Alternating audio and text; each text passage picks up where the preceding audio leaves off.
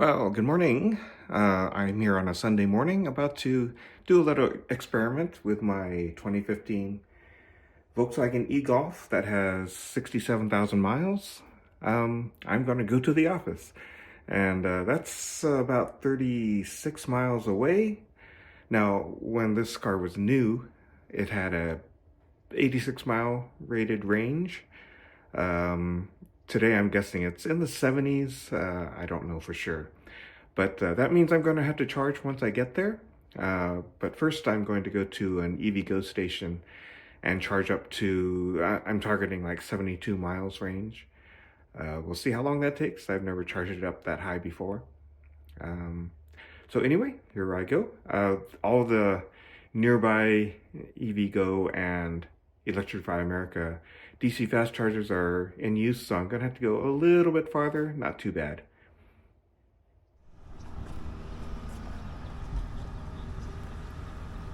I've arrived at the EVgo station, and it turned out the closer one did have a couple available spots as I was leaving home. I accidentally grabbed the CHAdeMO handle first, but here's the CCS handle, and get it plugged in. I keep forgetting to open the DC pins there. Okay, plugged in here, and the EVgo app is showing that it's preparing to charge. This takes a while, like as long as a minute maybe. But eventually it did get started. Here it's showing the 72% charge that it started with.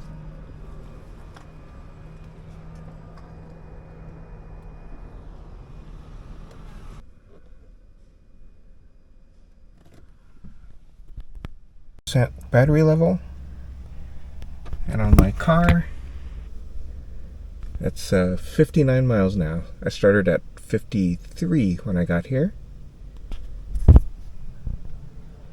So we'll see how long this takes to get to 72 miles range. I don't know what percentage that'll be.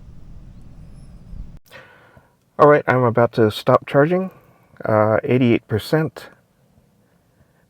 We're down to 18 kilowatts. So, as a battery gets more and more charge, the rate gets worse and worse. So started out at 24, now we're at 18, and hey, now we're at 72 miles, which is my target. So gonna unplug and get going.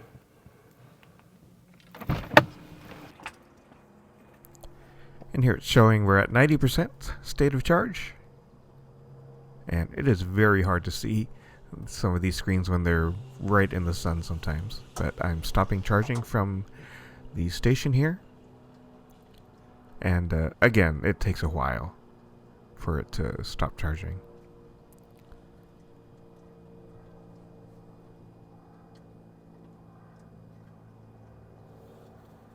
A good long while sometimes.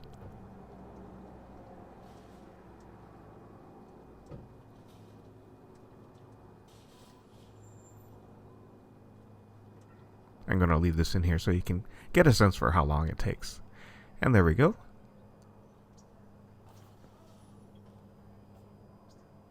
And that's it. I can unplug. Oh, and the final session cost was $3.52 to go from, what was it, 82% to about 90%. And that was 58 miles range, I think it was, until 72 miles range. So, but to head to work, I'm going to set up directions here. No CarPlay on this car, so I just have to do it the usual way, the old way. 41 minutes to go 35 miles. So let's go. Starting route to work. Proceed to Mission Drive, then turn left.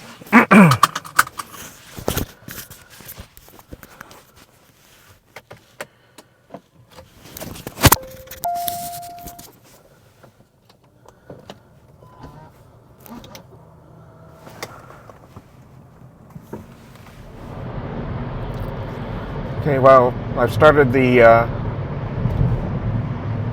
freeway portion of this trip. So I'm gonna stick to my usual about 68, 70 miles per hour. And Sunday morning, so traffic really isn't bad at all. And it should be fine the entire trip, the entire 35-mile trip. Supposed to get there 11:15. So I think I won't charge when I get there. But I'll do some work, pick up some lunch, and then charge after that at a ChargePoint charger, level 2 charger. So we'll see how many miles I can pick up with that working in the afternoon. I do notice it's a little easy in this car to overspeed, go faster than I intended to, I guess because it's pretty quiet.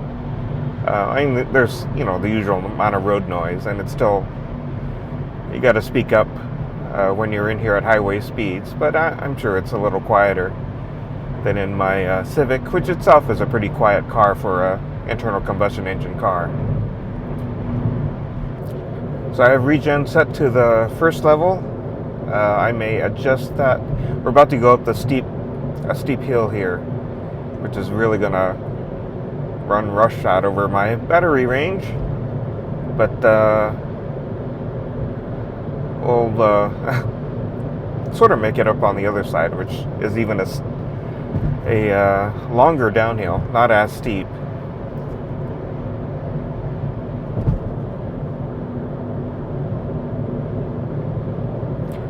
Of course, lots of EVs have auto driving. This car has none. In fact, my Civic has more auto driving features than this car because it has lane keeping assist. This car has, as far as I know at least, literally nothing. Yeah, the range went from about 62 miles to 54 miles from that hill. We'll see if I can make it up on this downhill. Doesn't look like I am. Wow, that was pretty painful.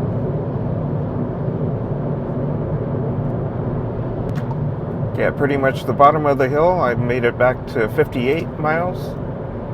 So that's a little better recovery than I thought.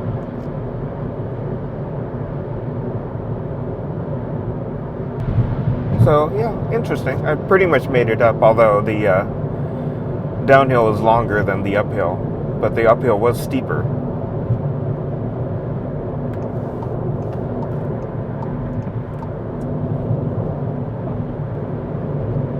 So I've gone about 10 miles,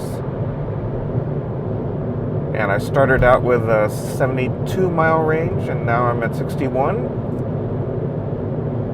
So that's pretty close, actually. I never know if this car is optimistic or pretty accurate, and so far it seems maybe just slightly optimistic, depending on conditions, of course. And we're still going downhill. It's just not much of a downhill. Okay, the display says I've done 4.7 miles per kilowatt hour since I charged at the EVgo. When I drive around town, it's usually around 5, so not too much worse with pretty much mostly highway. I'm going between highways now, so there's some signals and, 35 mile or 45 mile an hour limit.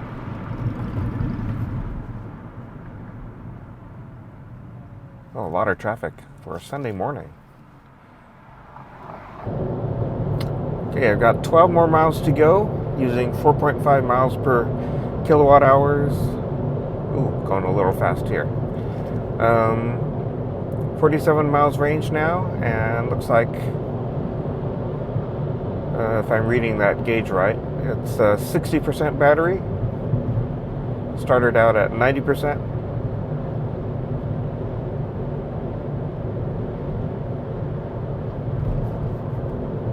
Now, a better route planner predicted that I would have 55% battery life, but I don't remember what battery life I started with when I did that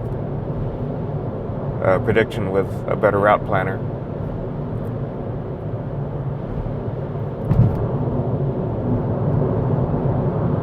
So my guess is that I'll get there with about 50%.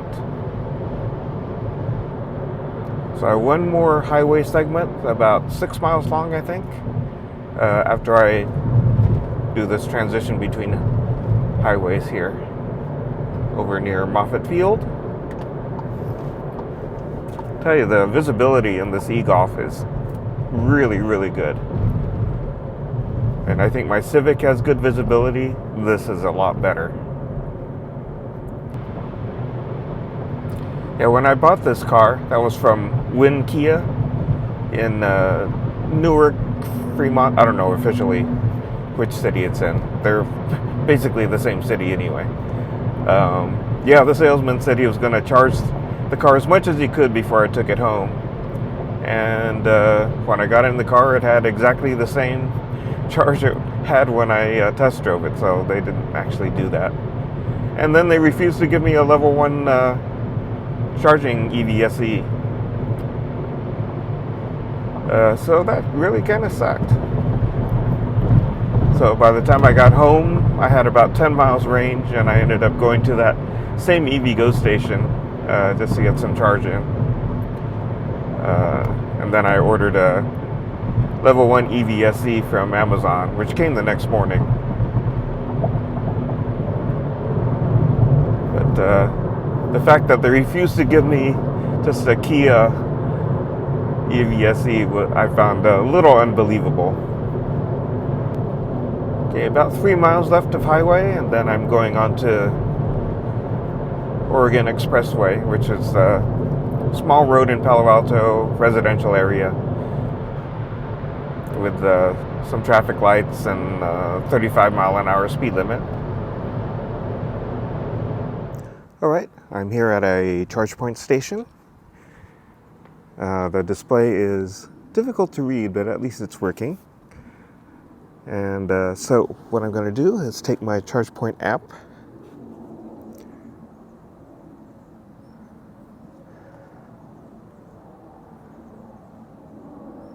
Oops.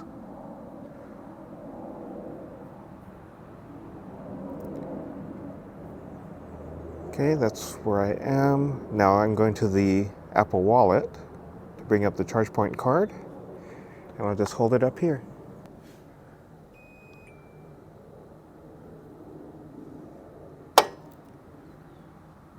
Okay, now it says to plug it into my car.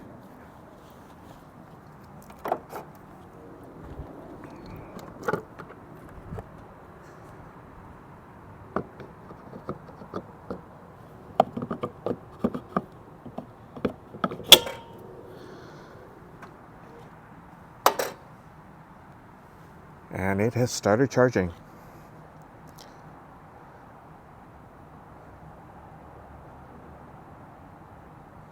And there we go. Very hard to see in this light, I know. But yeah, it's charging now. And it should charge at about 5.5 kilowatts or so. That's compared to level 1 charging at 2.4 kilowatts at home. And what did I say? I meant level 1 charging. Maybe that's what I said. And so I'm going to add about 30 miles of charging and come back in a couple hours, maybe. I'll just monitor it in this app. Okay, well, I've been charging since 12:30, and it's now been an hour and 40 minutes. And I've added, well, see if I can see here, 35 miles with level 2 charging, public level 2 charging at ChargePoint. So I'm about to disconnect, and let's see, so it costs $3.60, so not too bad. This is not one of the cheaper charge points around. Any proprietor can set their own charge point costs. There are much cheaper ones around. There are more expensive ones around. So let's disconnect. So first, I'll stop charging. Stop.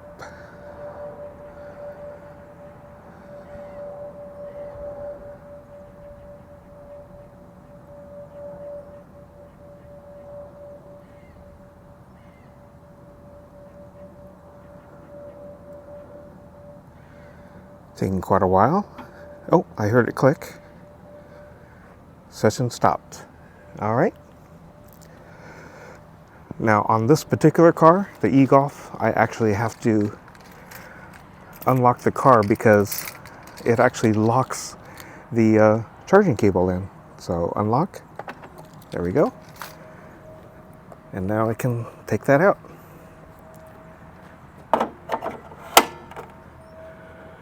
And now I'll head back to my office, leaving this space. There's actually 4 spaces total. Sunday, no one's here. Well, I'm back home. Been home for a while, actually. But I thought I'd summarize the results of my long trip. Long for this car, the 2015 e-Golf. So I left this morning with 70, what was it, 72%? Oh, you'll see it in the video anyway. After DC fast charging, by the time I got to my office, it had about 45% state of charge. So not too bad. A little less than I predicted. On the way back, I started out with a 76% 76 miles range. So over 90% state of charge. I know I used more on the way home. Why? I'm not totally sure. I did use the air conditioning because it was getting pretty stuffy. Whether that's the reason or not, I'm not sure. It certainly had some effect. But let's see the number here. And 26 miles, so I used quite a lot on the 35-mile drive home. So tomorrow morning, I'll be using level 1 charging from home because I'd like to start the week with roughly 60 miles range, which is about 75% state of charge. And the reason I'm waiting for tomorrow morning is because my electricity rate is better than. We're in, what time is it? About 5? Yeah, a little after 5 p.m. So I'm in the peak rate right now until 9 p.m. Starting from January 8th, I'll be on a EV plan from my energy provider, where it will be much cheaper off-peak, but actually more expensive on-peak than the plan I have now. So it'll be even more important to wait for the off-peak times to be charging. So yeah, that's it. It was an interesting experiment I've been wanting to try. I'll probably never take my Golf to the office again. It's intended for short runs. I'll be instead taking my Civic here. Not a hybrid Civic, just a regular old Civic for long drives like that, or comparatively long. So hope that was interesting. It was certainly interesting to me. And if this is, if you're thinking about like a beginner's EV, like how are we treating this car, then maybe this is interesting. All right, see you next time.